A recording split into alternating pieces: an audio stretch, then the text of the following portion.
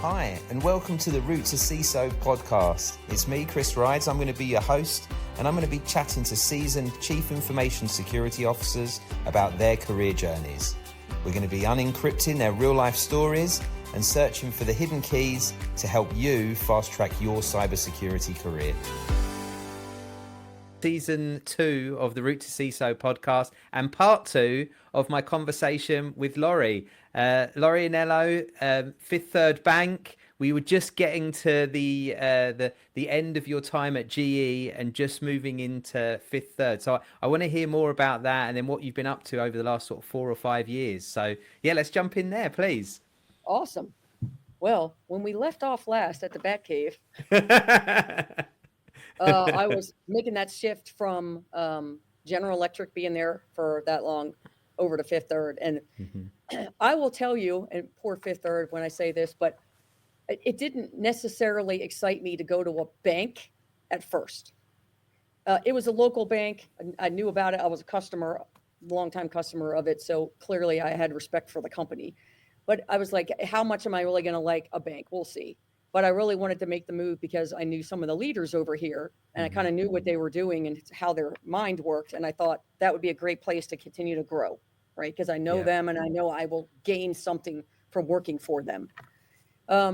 So lo and behold, something came up and it was the same type of job. I would say even though GE might have been bigger, the responsibility I was going to have was going to be bigger here because I had a corporate entity over me that was doing a lot of the threat stuff, taking some of it off the table, and then the business would come in and do certain things. So I didn't have to be responsible for all of it.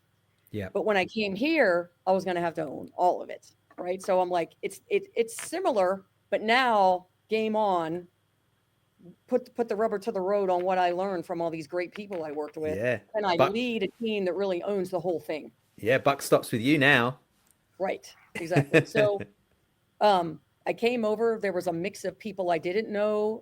Being in Cincinnati, it's a very small market. We always say, if you're in IT in Cincinnati, don't make anybody mad because you're going to see them again. And it's true.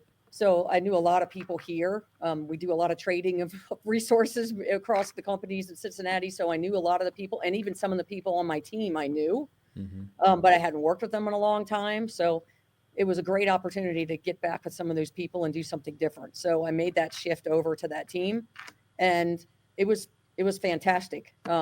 They were at a place where they were really trying to change the philosophy of what they were doing. So I did get to put a new fingerprint on things.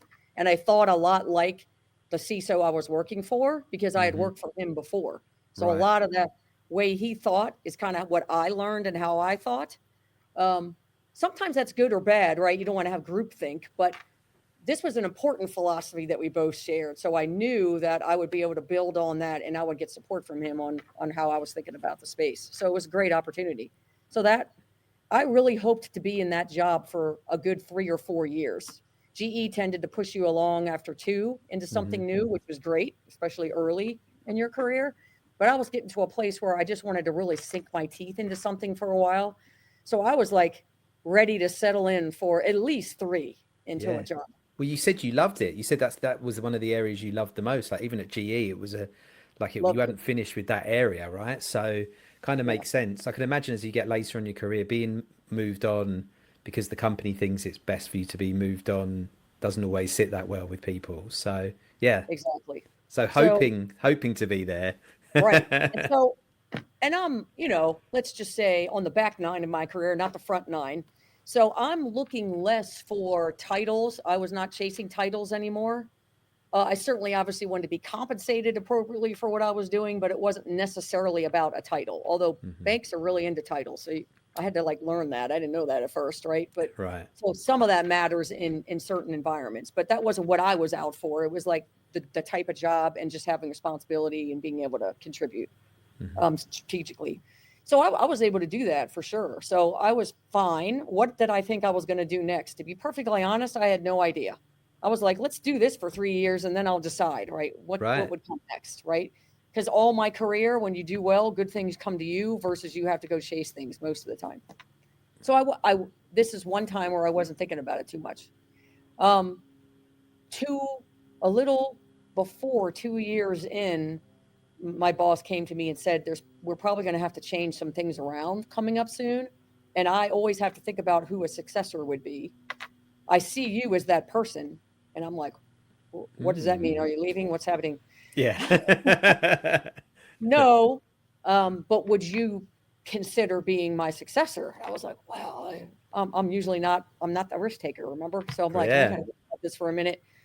So we talked it through and I was like, sure, but don't go anywhere for a while, okay? Because I'm happy with what I'm doing. I was like, no plans for that. It's just, I have to be thinking about that.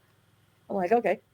So let's say, I don't know how much longer went, how much time passed, but not a ton of time after that conversation where a real live change came along that required him to move up. The company wanted to change around some responsibilities. We were doing some big things. So they wanted to centralize some of the technology side of the IT organization under someone. And he had a lot of that background as well. He had done infrastructure, he had done security. And I know he loves security too, so he definitely didn't want to lose security. So they combined, which is a common thing. We're starting to see more and more of this, where the CTO technology kind of stuff gets bucketed together. So we brought together our architecture teams, our CTO team, the CISO team, and our business continuity under him as a leader. And that was what they were planning. So he was going to then move up. We had lost our CTO at the time. They'd moved to something else. So he was going to move up a new person to be the CTO and move me up to be the CISO. So I'm like, wow, this is real now, right? So I had to like really think through, do you want to do it? Yeah. And I decided I'm in. I'm going to do it, even though it wasn't necessarily something I was ready for at that moment in time. You gotta be ready. If you say I'm when you come to me, I'm going to be in. I had to be in. So Yeah. I did. And it was great. It was great to have him there. He definitely helped me out. Some people say, how a lot of people have asked me, do you like that level? You got a level between you and the CIO, but him and I worked really well together. We had the same philosophy. And for me, because I'm that risk averse person, it was certainly helpful to have someone who had the experience. He had been in the seat for 4 years. So I knew that I wasn't going to completely do something stupid. He wasn't going to let me do Yeah. that. You had somebody So to it lean was, on.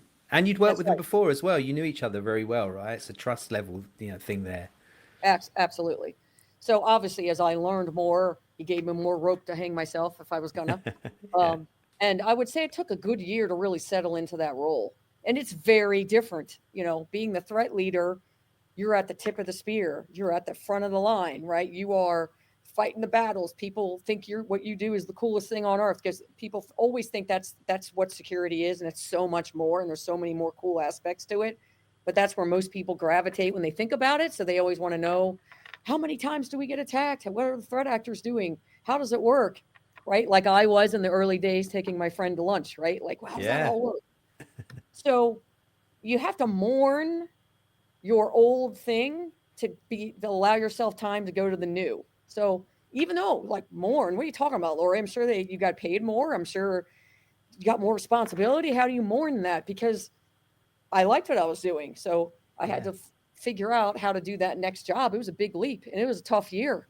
I did well, but it was definitely a tough year with a lot of learning. And now year two, I'm much more confident in the role for sure. But um, yeah, I had to mourn leaving behind what I did to go to the new thing. And I would say that's not, that's a short period of time or that now you're like, I'm all in, we're doing this. Yeah. And I would say I really like what I'm doing. Good. There's that's interesting. We've not talked about this, but I think for anybody that's ever left a job, like some when you leave a job, whether that's because it's a better opportunity, more money, bit of both, different type of job.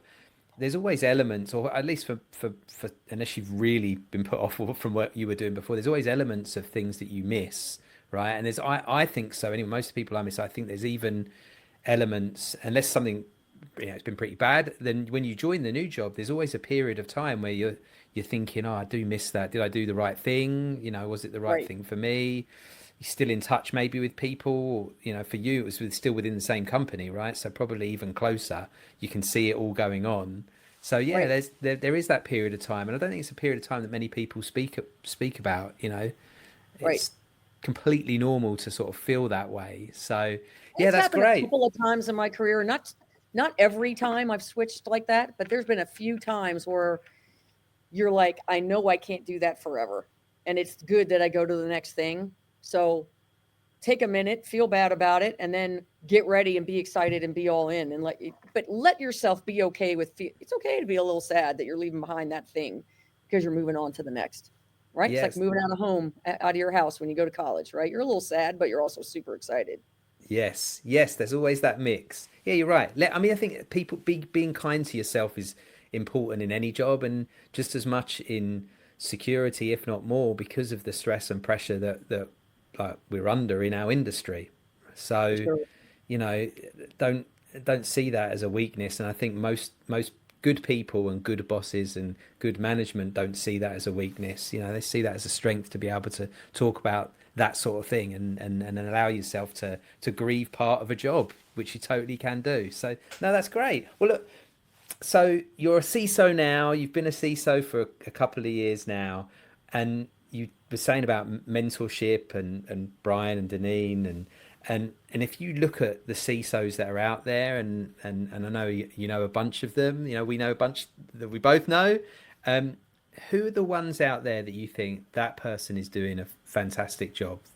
That's somebody I look up to. Who are the ones that, if you, I know you can't name check everybody, so we'll say Yeah. anybody you miss that you bump into and they say, I watched that, you never mentioned me. I know. That's what I'm thinking. I'm like, who's that? You didn't even bring me up. Yeah. Well, let's talk about other people that helped me, because then Yeah. it's more direct, right? So clearly, Yes. Deneen continues to help me. She's someone we both live in the same town, so I can tap into her and go, "How did you think about this?" Or those sorts of things.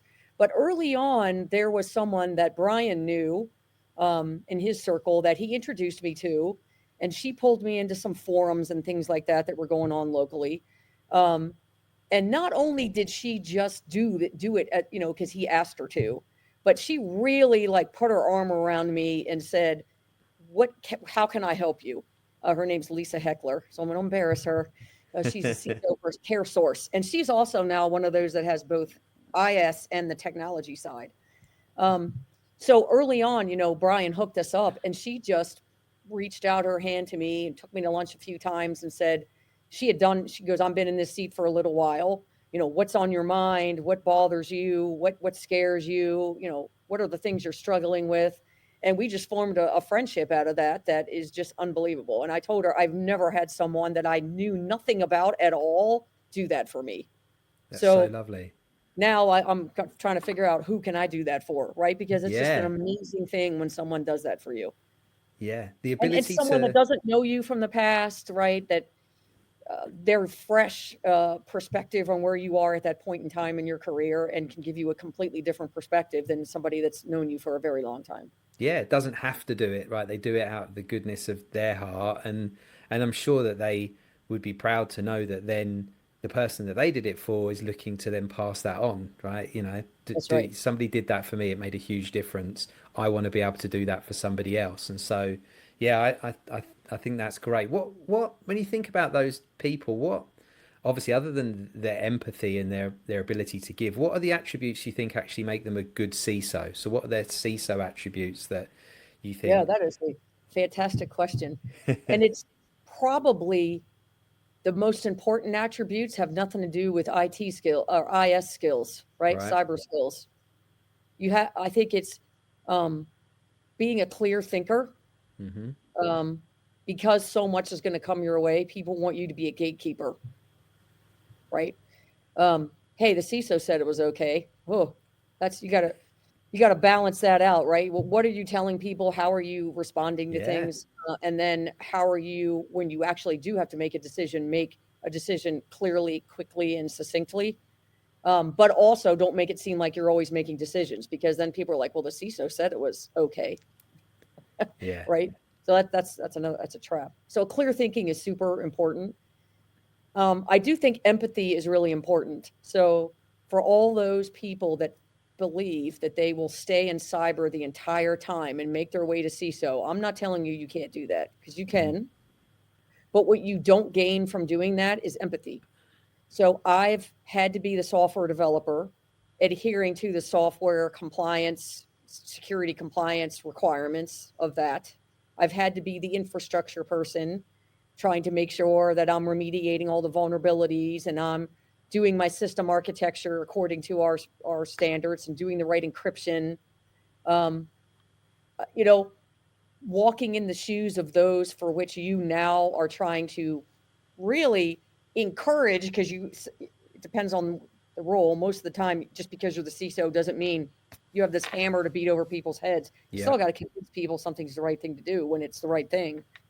You got to have empathy for the position they're in and make decisions and adjustments based on risk, so that you're not stopping your business completely or completely causing people to do, belaborious work that doesn't make sense just because it's the rule, right? There's that balance. And I work for a bank, right? There's a lot of rules, right? And a lot of things we have to do. But it's still a risk-based decision. No place is going to be perfect ever. And no place is completely impervious to problems.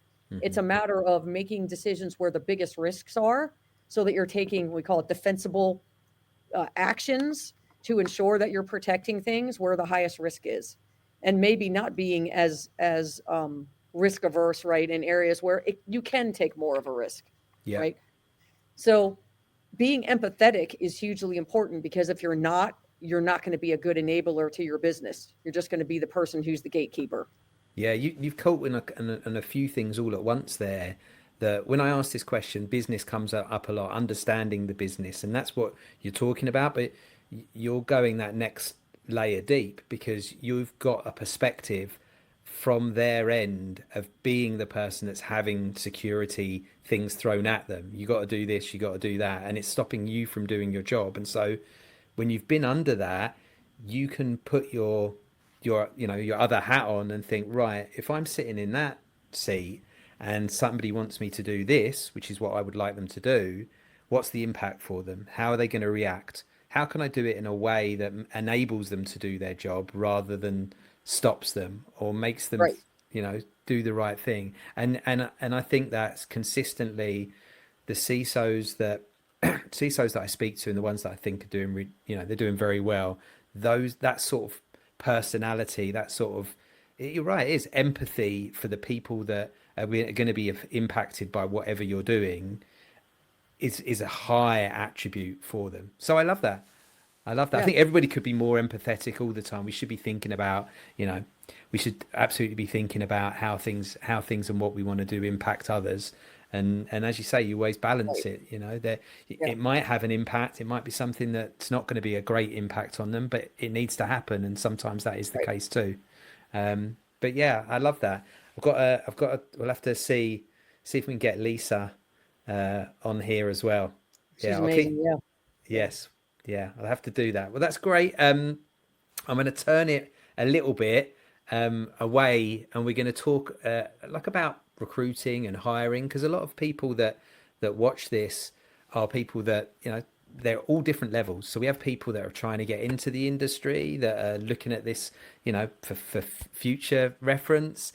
We've got people that are in the middle of their careers, or people that are directors that are trying to make that final jump up to maybe a CISO. So there's all sorts of different people, and a lot of them are looking or thinking about moving. And so you've been a hiring manager for a long time, hired for a lot of different roles. So I'm going to talk very generally, but when you get a resume, for instance, and you've got it sitting there in front of you, what are the things that you're looking for on most of them? What are the things that stand out?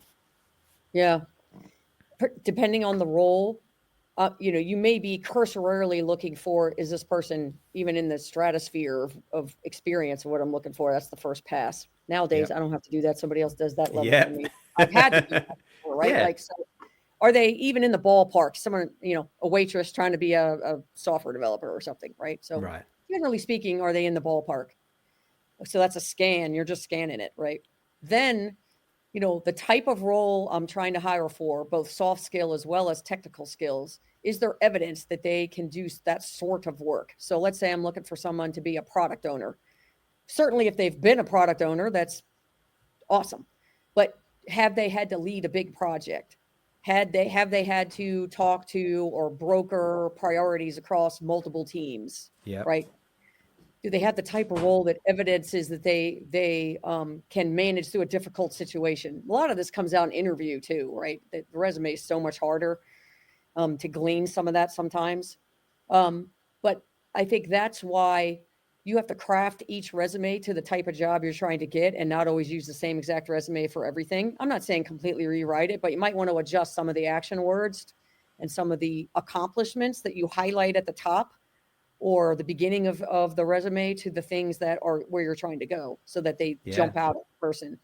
So depending on what I'm looking for, I may look for certain types of attributes. So if I'm looking for more the heavier leadership side, so can this person think their way out of problems, troubleshoot, whatever, I'll look for those kind of words. Or if I'm really literally looking for the technology, I'm looking for, are they analytical?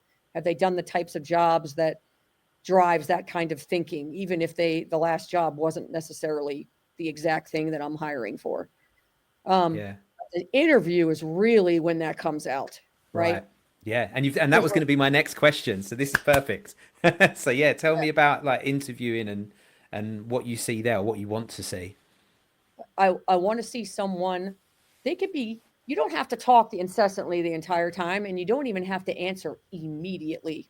Like I like the people that go, let me think about that for a second. Okay, I see what you're asking. Here's an example, and they'll bring up one because I always make people give me examples from real life, not what would you do, what did you Yes. do, right? Yes. Um, so typically people have to recall depending on what I ask, what up, so it gives them a second, and that's okay. Don't be afraid to have a minute of silence. It's better to do that than just yammer. That's number Yeah. one. Are they, do they really thoughtfully answer what I asked, or do they answer the way they think I want them to answer? And you can kind of tell that, Yeah. right? Are you using buzzwords or are you really being thoughtful about what I asked you? Um, and then obviously I'm looking for certain things like how did you think your way through that problem? How did you deal with that difficult person? What did you do when that project was late? And frankly, when we get to the interview stage, particularly for leaders, but even for technology people, their certifications and their background, and we'll have someone do the technical interview of them and Yeah. just dig into, did they answer BS answers or did they give good answers? I usually have somebody else do that. I'm more trying to see how they think, right? How they Yep. behave, how they respond. Do and everyone's going to say they have integrity and accountability. Who's going to say they don't? But Yep. do they have evidence of that? Can I see from experiences where they've taken a hit and raised their hand and said, "Yep, that was me, but here's what I learned from it." The number one red flag for me is if I ask someone to tell me about a time, and I try to be different every time I ask the question, where you completely, utterly failed, or you took a wrong turn, or you second guessed your decision. Like I'll come up with different things, right? But Yeah. something where you didn't do well and the person can't think of one, I'm like, Yep. wow, this person is not self-aware. I cannot hire this person because they have no idea when they do something wrong or when they have something to reflect on and when they don't. Yeah. Yeah. The most frustrating thing I see, and that's what I think you're testing there is people where it's always somebody else's fault. Something goes wrong, it's somebody else's fault. And it's those people that aren't self-aware. They don't look and say, oh, do you know what? It may not, this may not have been my fault, but I could have done this better and I could have done that better. And actually, if I'd have done those things, maybe this wouldn't have happened, or maybe I would have dealt with it in a different way. And that's how you spot the good people. And I think that goes across all industries. You've got to look for the people that, as you say, self-aware. They know that they're not perfect and they know what they need to do, or they've thought about those things. I like that. I also think I see now. This is a bit of a weird thing to talk about because people are a bit scared talking about using AI in interviews. So let me just state this.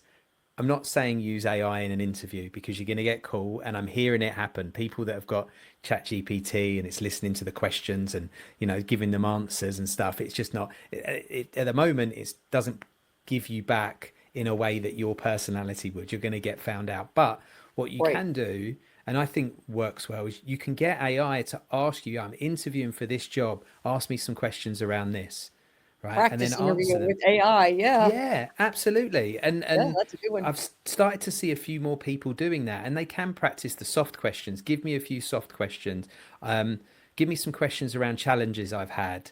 You can you can put your resume into these things if you want to. If you feel safe enough doing that, you can put your Put the resume response in. and then ask it to critique you on something, some criteria. Totally.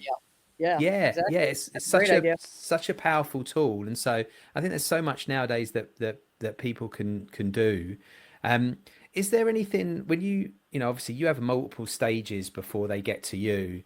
Um, how do you find? Because I know a lot of people network and reach out, and you've been lucky enough to get your roles through people you've worked for before previously, and Right. worked again with them in your new roles with Cincinnati being so small.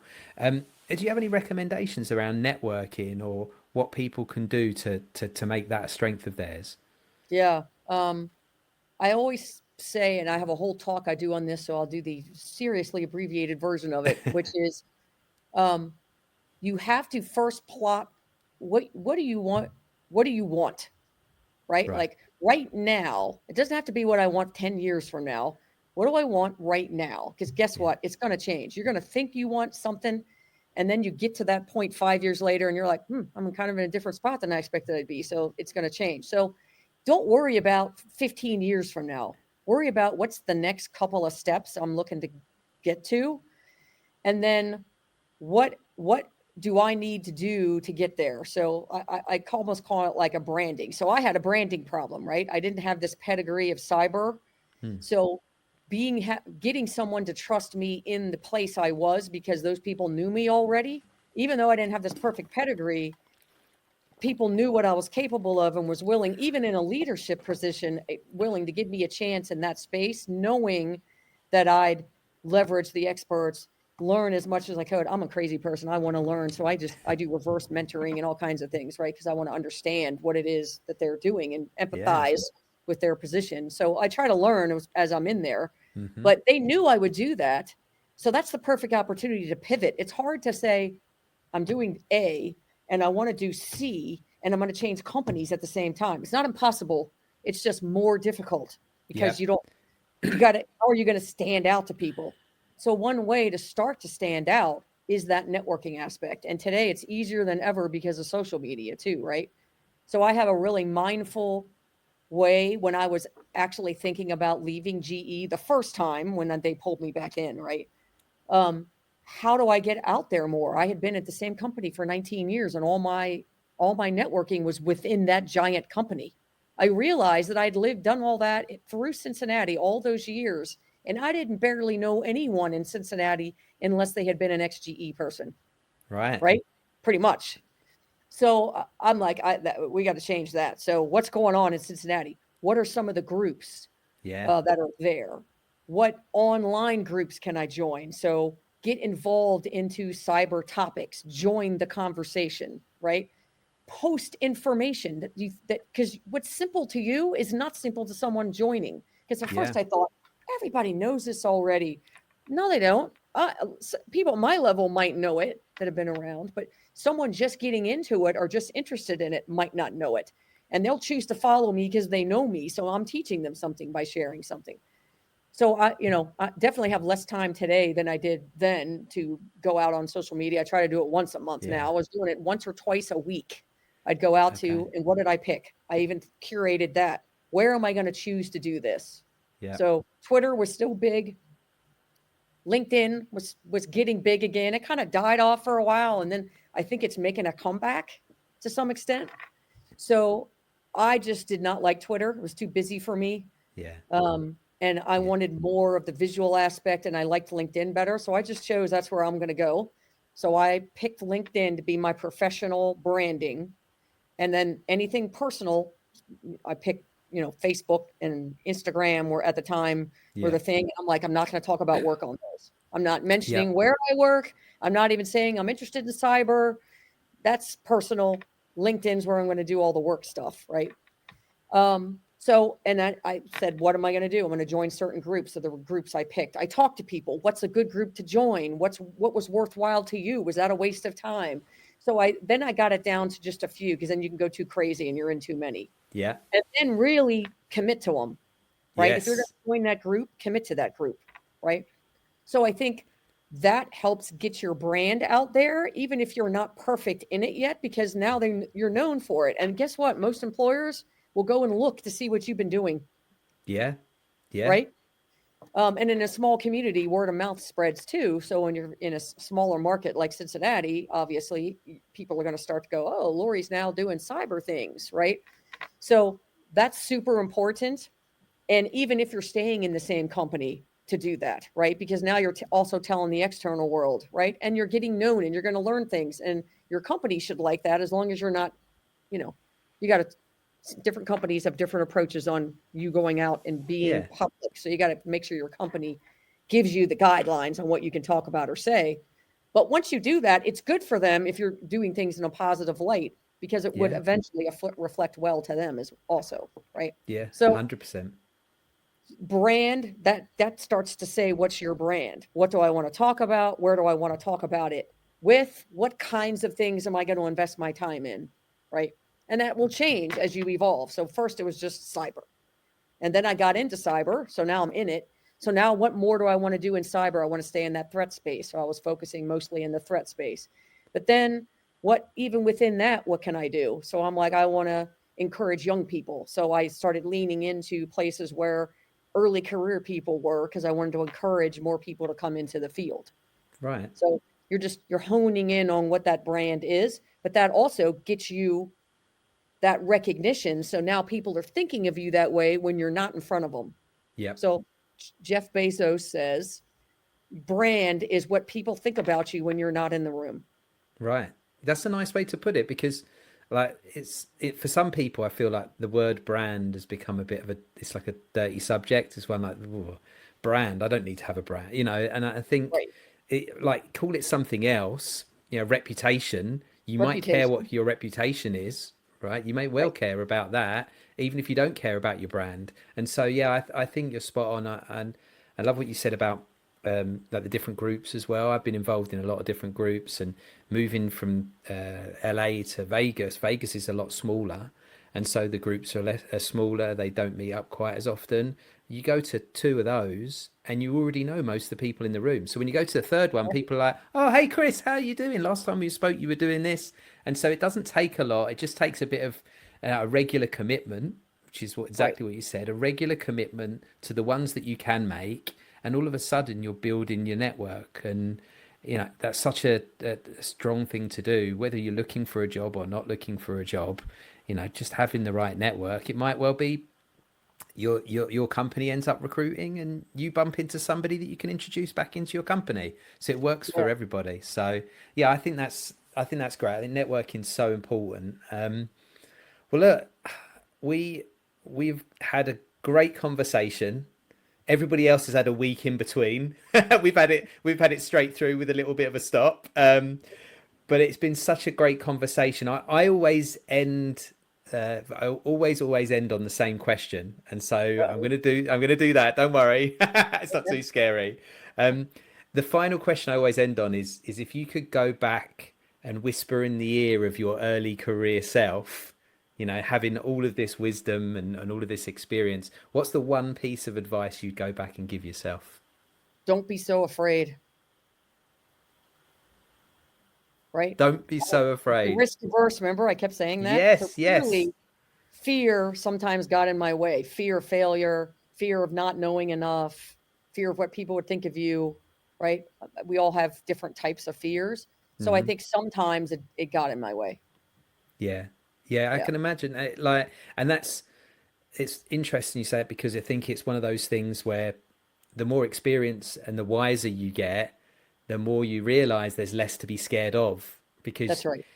you get stuck in some situations where you wish you'd never been stuck in them, but you can't control it. And then when you look back on it, you were like, wow, I learned quite a lot from that, or this is what I got from that. There was a, So, a gentleman who used to go out and coach, um, let's say, high schools in less than well-off areas to try to coach right. them into how do you get yourself ahead when you're starting off so far behind in life, right? And his advice always was get a job, because one job leads to the next job. Even if that job's not a great job, then the next job, and then the next and the next and the next, and you learn and you're building from that. Even if you're privileged enough to get a head start, right? Yeah. Getting something and not being afraid to just go out and do it, it's not a lifetime commitment, right? You can adjust things, right? Like if I say, yeah, I spent 4 years in college, 8 years going to school, and I got my law degree, and now I totally hate it.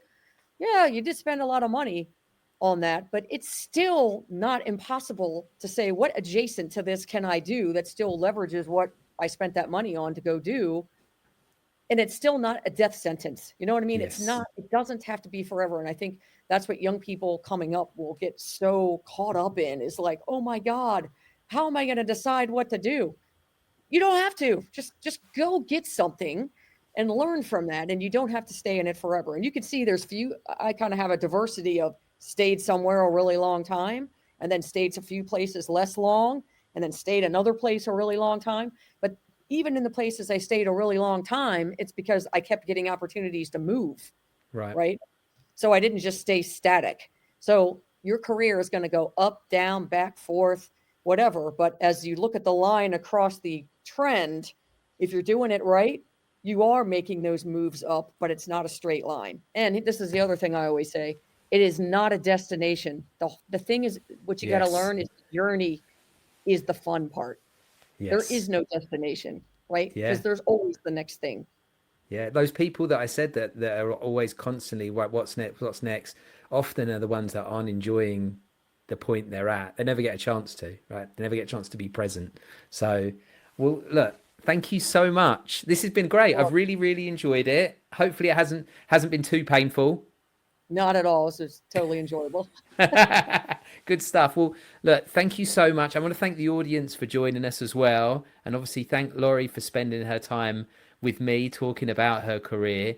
We'll catch you again next week. We're going to have another guest on. But thank you for joining the Route to CISO podcast. And take care. Thank you for listening to the Route to CISO podcast. If there's something you really want me to ask on the next episode, or if you're a CISO who wants to inspire the next generation, please reach out. I'll leave a URL to my LinkedIn profile, and make sure you connect and message me there. We're always looking for feedback, so please don't forget to like, comment, and subscribe wherever you get your podcasts.